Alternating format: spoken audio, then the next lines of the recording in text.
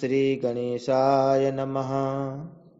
वागर्थाविव संपृक्तौ वागर्थ प्रतिपत्तये जगतः पितरौ वन्दे पार्वती परमेश्वरौ। श्रीमद्भागवत महापुराण दशम स्कंध 22वां अध्याय चीरहरण। ओम नमो भगवते वासुदेवाय। श्रीशुक उवाच। हेमन्ते प्रथमे मासि नन्दव्रजकुमारिकाः चेरुर्हविष्यं भुञ्जानाः कात्यायन्यर्चनव्रतम्। आप्लुत्याम्भसि कालिन्द्या जलान्ते चोदितेरुणे कृत्वा प्रतिकृतिं देवी मानरचुर्नृपसैकतीम्। श्री सुखदेव जी कहते हैं, परीक्षित, अब हेमंत ऋतु आई। उसके पहले ही महीने में अर्थात मार्गशीर्ष में नंद बाबा के ब्रज की कुमारियां कात्यायनी देवी की पूजा और व्रत करने लगीं। वे केवल हविष्यान्न ही खाती थीं। राजन, वे कुमारी कन्याएं पूर्व दिशा का क्षितिज लाल होते होते यमुना जल में स्नान कर लेती और तट पर ही देवी की बालुकामयी मूर्ति बनाकर सुगंधित चंदन फूलों के हार, भांति भांति के नैवेद्य, धूप दीप, छोटी बड़ी भेंट की सामग्री, पल्लव, फल और चावल आदि से उनकी पूजा करती। साथ ही हे कात्यायनी, हे महामाये, हे महायोगिनी, हे सबकी एकमात्र स्वामिनी, आप नंद नंदन श्री कृष्ण को हमारा पति बना दीजिए। हे देवी, हम आपके चरणों में नमस्कार करती हैं। इस मंत्र का जप करते हुए वे कुमारियां देवी की आराधना करती। इस प्रकार उन कुमारियों ने, जिनका मन श्री कृष्ण पर निछावर हो चुका था, इस संकल्प के साथ 1 महीने तक भद्रकाली की भली भांति पूजा की कि नंद नंदन श्याम सुंदर ही हमारे पति हों। वे प्रतिदिन उषा काल में ही नाम ले लेकर एक दूसरी सखियों को पुकार लेती और परस्पर हाथ में हाथ डालकर ऊंचे स्वर से भगवान श्री कृष्ण की लीला तथा नामों का गान करती हुई यमुना जल में स्नान करने के लिए जाती। एक दिन जब सब कुमारियों ने प्रतिदिन की भांति यमुना जी के तट पर जाकर अपने अपने वस्त्र उतार दिए और भगवान श्री कृष्ण के गुणों का गान करती हुई बड़े आनंद से जल क्रीड़ा करने लगी। परीक्षित, भगवान श्री कृष्ण सनकादि योगियों और शंकर आदि योगेश्वरों के भी ईश्वर हैं। उनसे गोपियों की अभिलाषा छिपी नहीं रही। वे उनका अभिप्राय जानकर अपने सखा ग्वाल बालों के साथ उन कुमारियों की साधना सफल करने के लिए यमुना तट पर गए। उन्होंने अकेले ही उन गोपियों के सारे वस्त्र उठा लिए और बड़ी फुर्ती से वे एक कदम्ब के वृक्ष पर चढ़ गए। साथ ही ग्वाल बाल ठठा ठठा कर हंसने लगे और स्वयं श्री कृष्ण भी हंसते हुए गोपियों से हंसी की बात कहने लगे। अरे कुमारियों, तुम यहाँ आकर इच्छा हो तो अपने अपने वस्त्र ले जाओ। मैं तुम लोगों से सच सच कहता हूँ, हंसी बिल्कुल नहीं करता। तुम लोग व्रत करते करते दुबली हो गई हो। ये मेरे सखा ग्वाल बाल जानते हैं कि मैंने कभी कोई झूठी बात नहीं कही है। सुंदरियों, तुम्हारी इच्छा हो तो अलग अलग आकर अपने अपने वस्त्र ले लो, या सब एक साथ ही आओ, मुझे इसमें कोई आपत्ति नहीं है। भगवान की यह हंसी मस्खरी देखकर गोपियों का हृदय प्रेम से सराबोर हो गया। वे तनिक सकुचाकर एक दूसरी की ओर देखने और मुस्कुराने लगीं। जल से बाहर नहीं निकलीं। जब भगवान ने हंसी हंसी में यह बात कही, तब उनके विनोद से कुमारियों का चित्त और भी उनकी ओर खिंच गया। वे ठंडे पानी में कंठ तक डूबी हुई थीं और उनका शरीर थर थर कांप रहा था। उन्होंने श्री कृष्ण से कहा, प्यारे श्री कृष्ण, तुम ऐसी अनीति मत करो। हम जानती हैं कि तुम नंद बाबा के लाडले लाल हो, हमारे प्यारे हो। सारे ब्रजवासी तुम्हारी सराहना करते रहते हैं। देखो, हम जाड़े के मारे ठिठुर रही हैं। तुम हमें हमारे वस्त्र दे दो। प्यारे श्याम सुंदर, हम तुम्हारी दासी हैं। तुम जो कुछ कहोगे उसे हम करने को तैयार हैं। तुम तो धर्म का मर्म भली भांति जानते हो। हमें कष्ट मत दो, हमारे वस्त्र हमें दे दो, नहीं तो हम जाकर नंद बाबा से कह देंगी।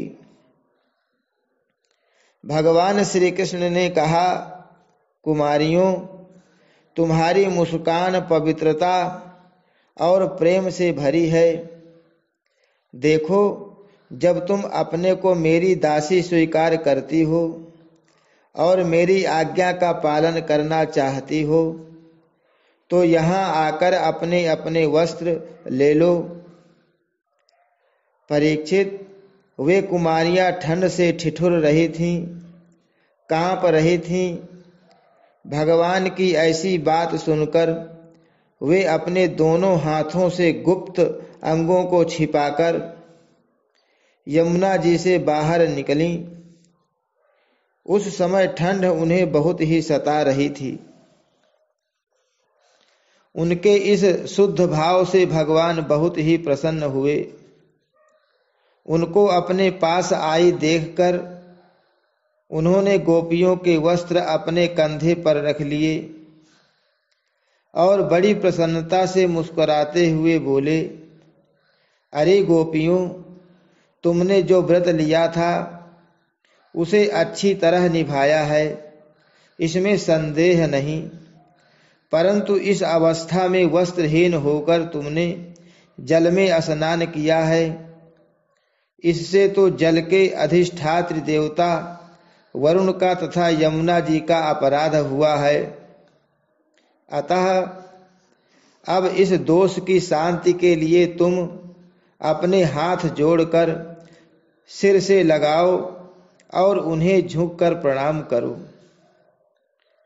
तदनंतर अपने अपने वस्त्र ले जाओ।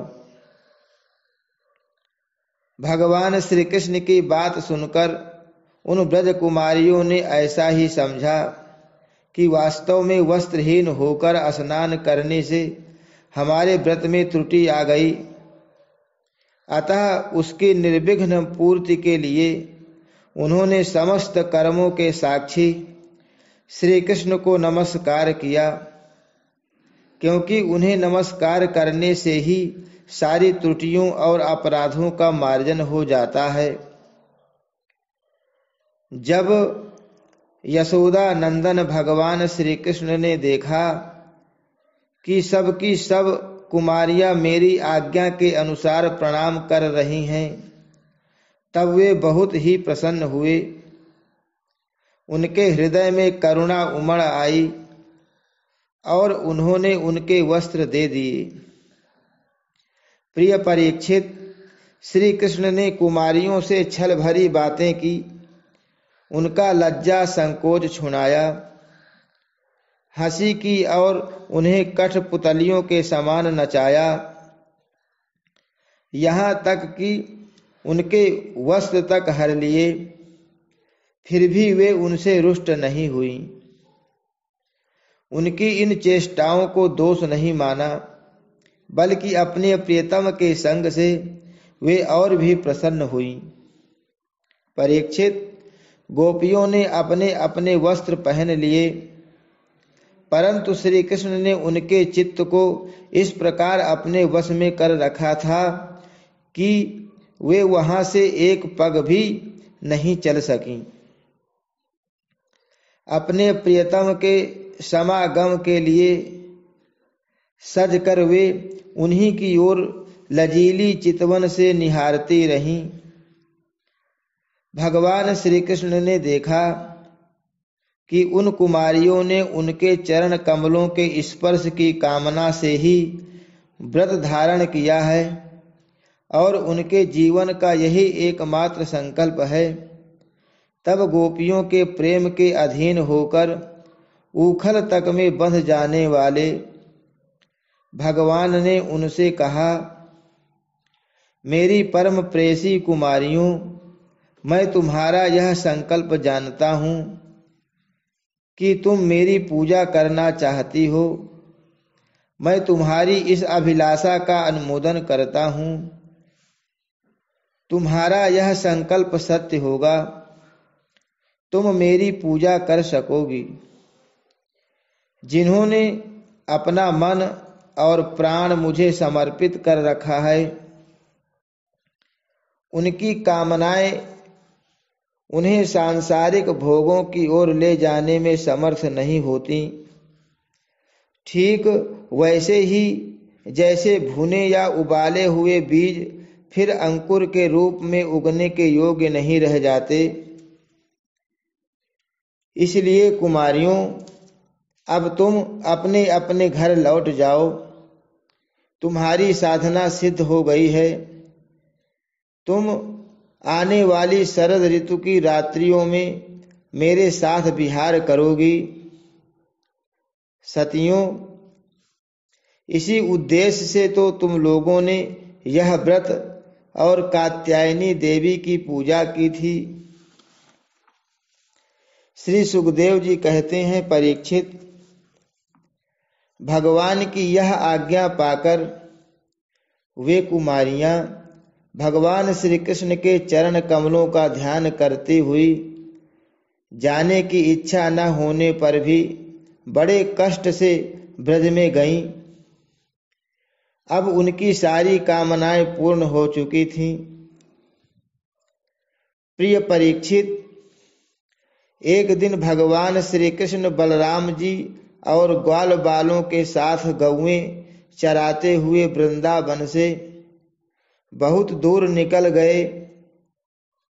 ग्रीष्म ऋतु थी, सूर्य की किरणें बहुत ही प्रखर हो रही थी, परंतु घने घने वृक्ष भगवान श्री कृष्ण के ऊपर छत्ते का काम कर रहे थे। भगवान श्री कृष्ण ने वृक्षों को छाया करते देख स्तोक कृष्ण, अंशु, श्रीदामा, सुबल, अर्जुन, विशाल, ऋषभ, तेजस्वी, देवप्रस्थ और वरुथप आदि ग्वाल बालों को संबोधन करके कहा, मेरे प्यारे मित्रों, देखो ये वृक्ष कितने भाग्यवान हैं।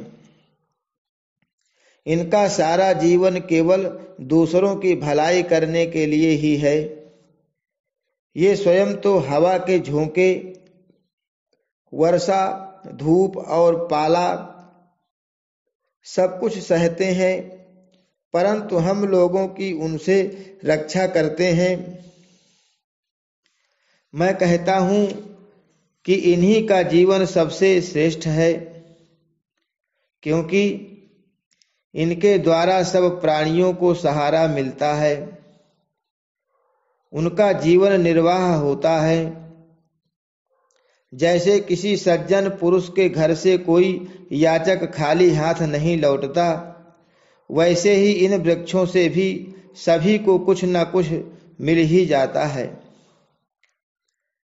ये अपने पत्ते, फूल, फल, छाया, जड़, छाल, लकड़ी, गंध, गोंद, राख, कोयला, अंकुर और कोपलों से भी लोगों की कामना पूर्ण करते हैं।